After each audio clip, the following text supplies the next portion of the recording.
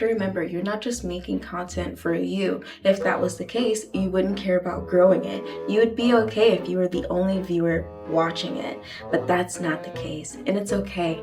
It's okay to be honest about that. We want lots and lots of people to engage with our content. Hello cozy friends, welcome back to my channel. My name is Octavia and I am a photographer, and this is my journey of trying to become fully self-employed within the next 2 years, which is why I created my cozy branding guidelines so that it was easier for me to show up online and have people understand who I am and why I even share the things that I do online. So yeah, I'm really excited to bring you along on my content creation process. This will be helpful for people who are artists, people who are lifestyle creators. This guideline is perfect for all creators regardless of the niche. This branding guideline was something that I created after so much time online researching on how to have a better and stronger brand that people recognize and care about, because I want my art to reach as many people as possible. Like I said, my goal is to become fully self-employed within the 2 years, and I can't do that if people don't know who I am and if they don't care. I don't like preaching to people, so I'm just going to show you what I am doing, and if these tips resonate with you and they sound good and look good, then you can definitely replicate them, because so far so good. I've grown my online community to 13,000 subscribers on YouTube, and I would say there's obviously some sort of success there, and I'm not very consistent, which is why I also created this cozy branding guideline, because it will hold me accountable to posting consistently, because I won't be spending so much time worrying about what to post. What am I trying to say? What's my message? What's my goal? It's all in my guidelines, so I don't have to stress myself out with that anymore. Now I can just figure out the cute angles that I want to use and what kind of creations am I going to be showing people, and what activities will me and my community get up to whenever I share anything online. So yeah, enough blabbing. To make this video more comprehensive, I will be using timestamps within my video so you can fast forward to the tips that may be most helpful to you. And yeah, let me go ahead and break this down for you though.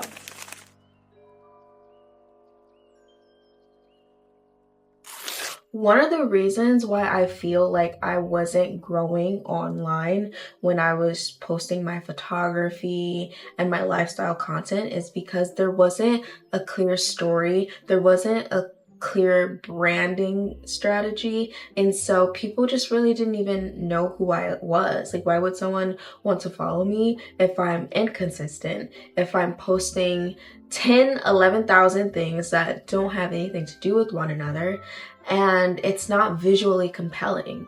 Nothing matched. There were a lot of things that I wanted to be known for. I feel like I wanted my whole life story on the internet, but if I'm being honest, people don't really care about your whole life story. They care about the highlights, the most important part, the exciting part, the devastating part. They don't need to know every minute detail about what I ate for breakfast and how many times I go to the bathroom.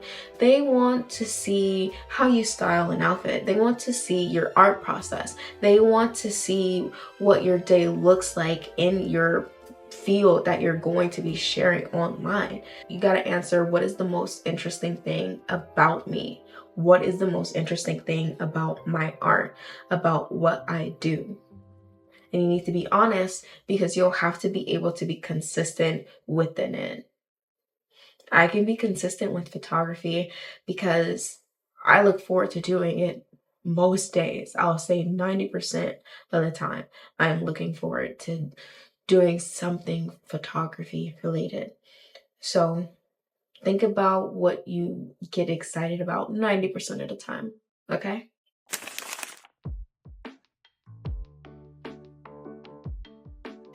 Now let's start talking about your branding aesthetic, which is about how you want your social media or business aesthetic to look.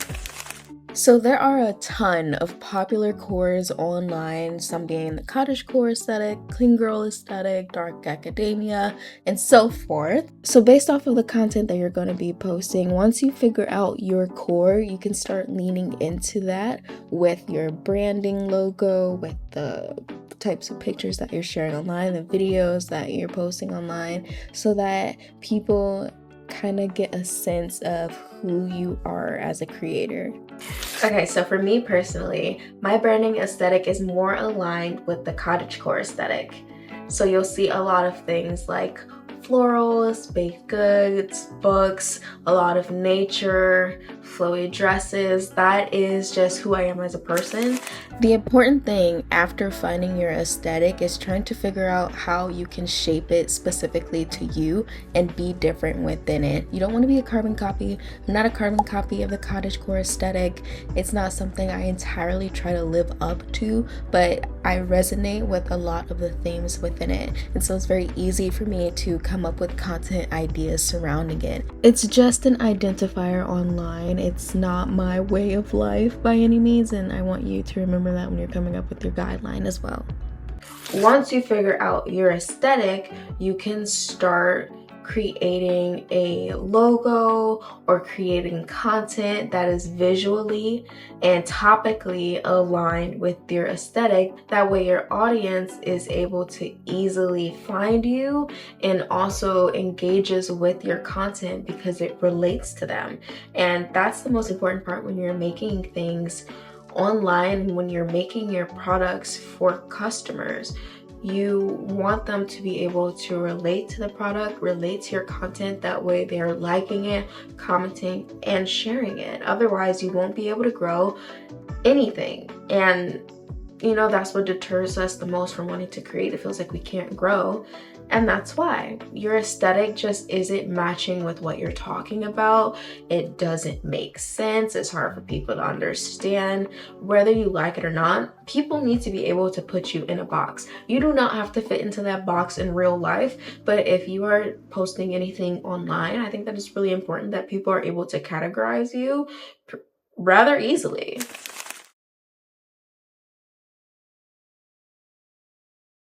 I know coming up with video ideas can be a little intimidating, a little daunting, because there are so many things that you could talk about. So how do you know which ones are worth acting on?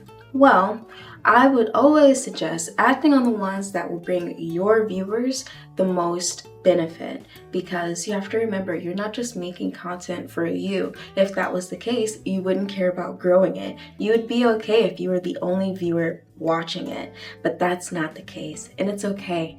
It's okay to be honest about that. We want lots and lots of people to engage with our content, right? We want to be full-time content creators where we can rely on this instead of a traditional job. We have our own flexibility with our hours. We have higher potential for making more income. It's okay to be honest about that. So don't just make content for yourself. Make content that has value to others, that you enjoy as well. So here's another personal example. I love coziness, mindfulness, and somehow integrating art into my everyday lifestyle. So those are the things that I typically share on my YouTube, my Instagram, and TikTok.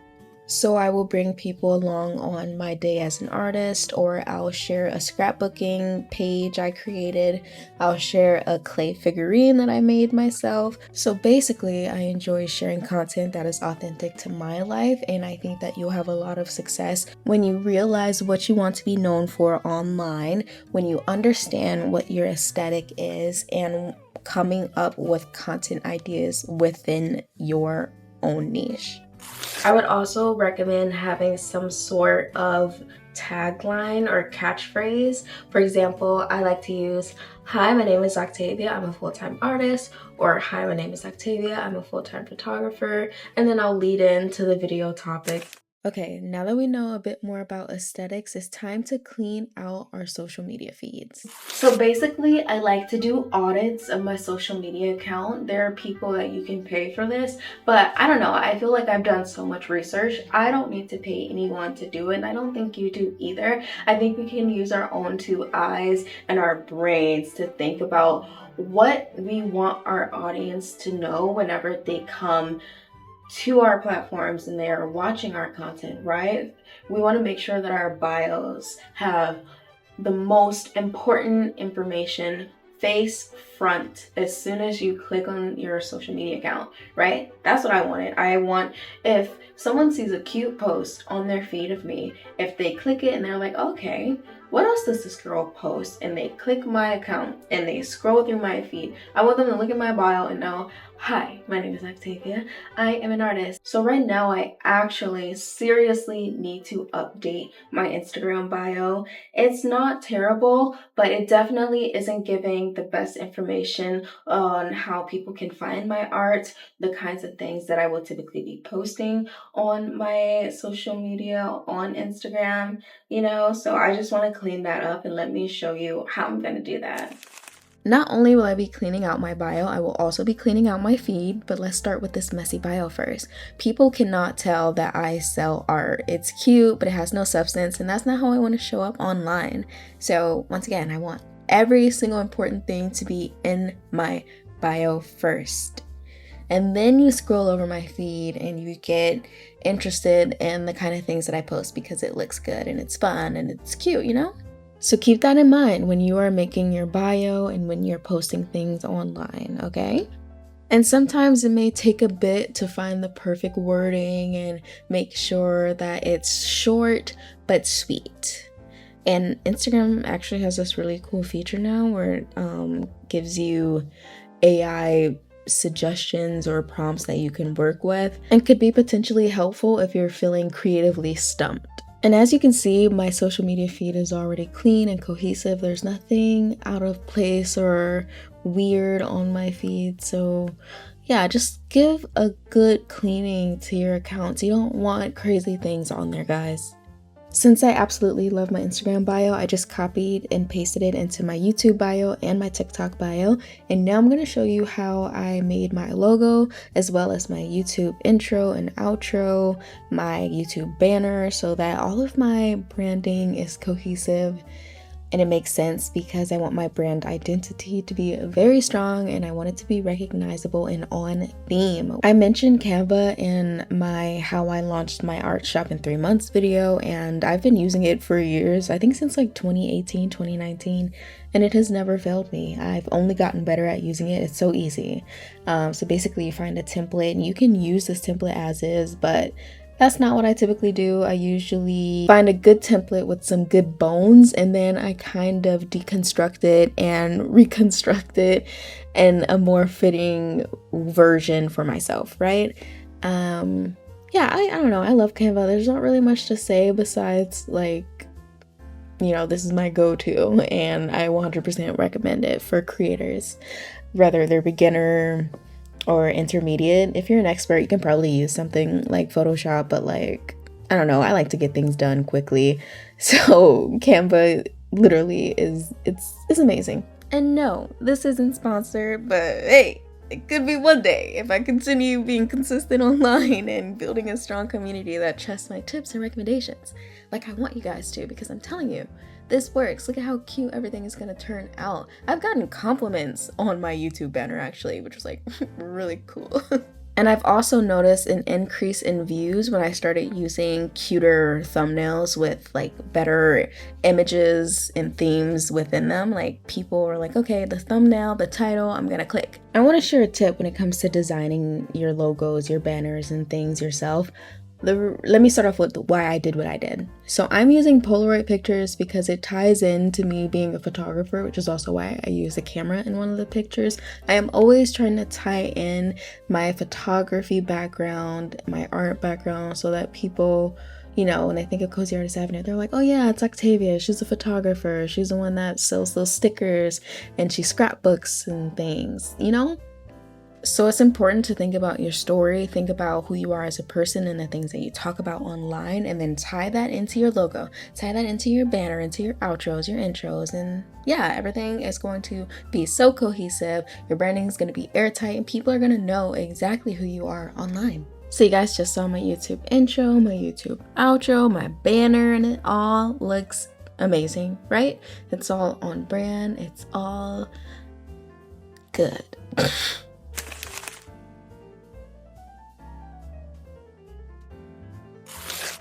So first, obviously, you're gonna need something to film yourself on. It can be something simple like your phone.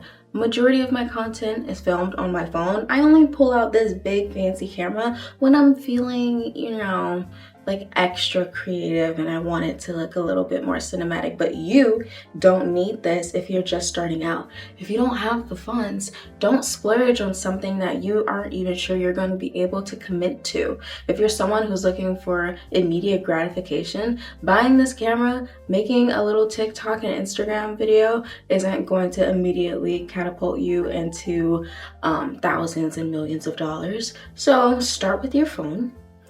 Build up familiarity with filming on your phone, editing, following the cozy branding guideline, and seeing if it is actually a career path that you want to continue on.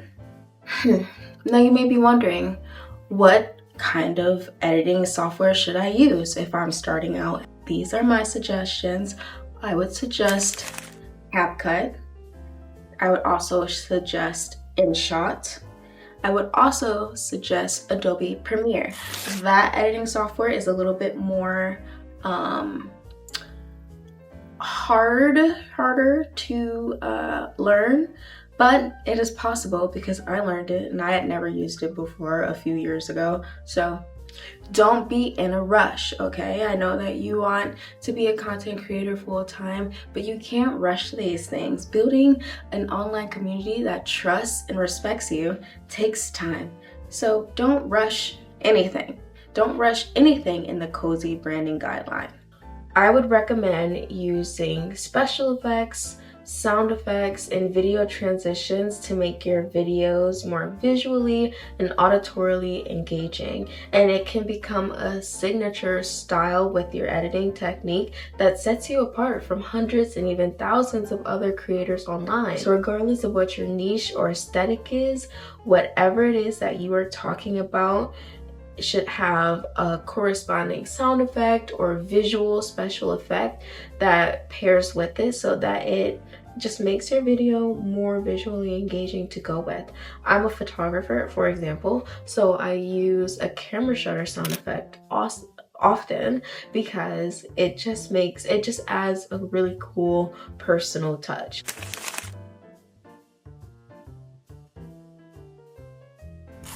And like I said, my cozy branding guideline is very comprehensive, so I am going to give you some camera angle suggestions that I often use when I'm making my own content that has elevated it,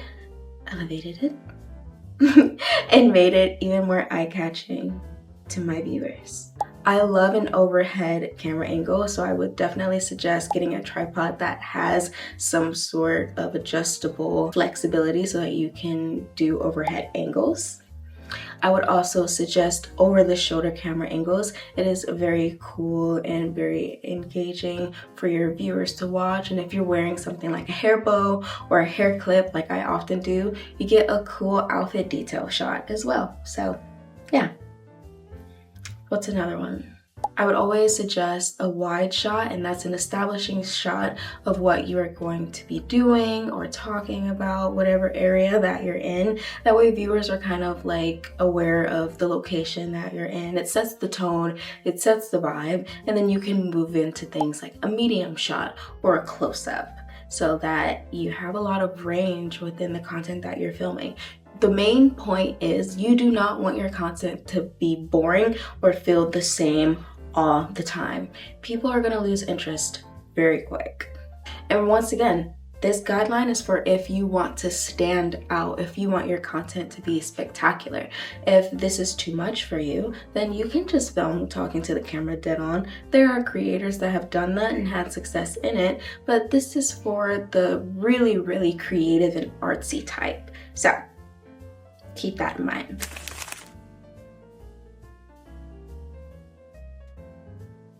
Batch creating is going to help you a long way as a creator and as an artist online.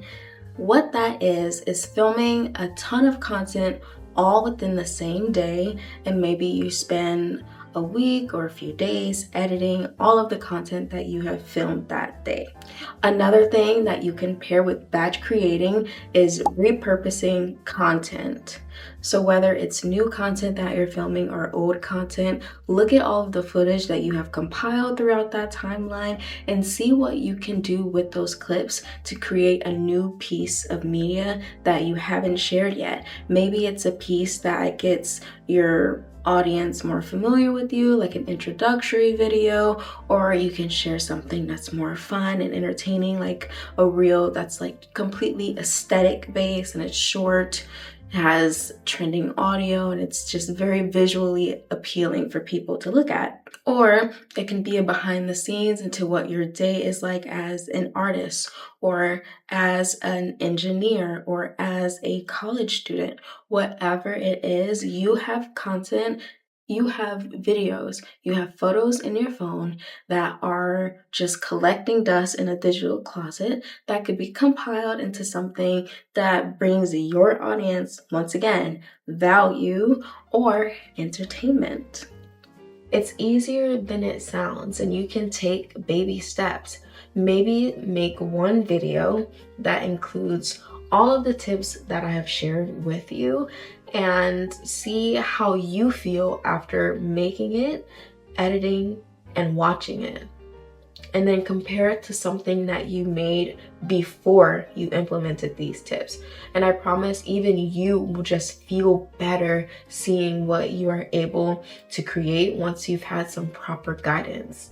I felt that way when I really sat down and I started listening to other creators' tips, and then it was like this whole new path of creativity opened up for me, and it just gave me so much clarity and guidance. And now my online community is growing, and I feel like it'll start growing even faster now that I'm getting better. You know, like I'm still like working on implementing these tips into my videos, like, so I can only expect my growth trajectory to increase. Once again, I cannot stress how important it is to build trust within your online community so that people respect what it is that you have to say to them. It's so important. Otherwise, you'll never, ever grow. And I feel like that was something that I was definitely lacking within my old videos, and I can be honest about that, and that's something that I want to improve moving forward. I want my viewers to know me and to understand me, so I am a little more transparent about what my day looks like, what it is that I do, showing my process as a photographer, as a handmade clay artist, what really goes into when I'm making my photography stickers. These kinds of things build familiarity between you and your viewers. So I hope that my cozy branding guideline helps you grow your online community just as it has helped me. And I would love to hear your thoughts about what I've shared in the video, what tips you're going to be taking from my cozy branding guideline and applying to your own content creation journey. It would really, really help me out as a creator to know what your thoughts are when you're watching my content. So I hope that I will see you guys in my next video. Bye!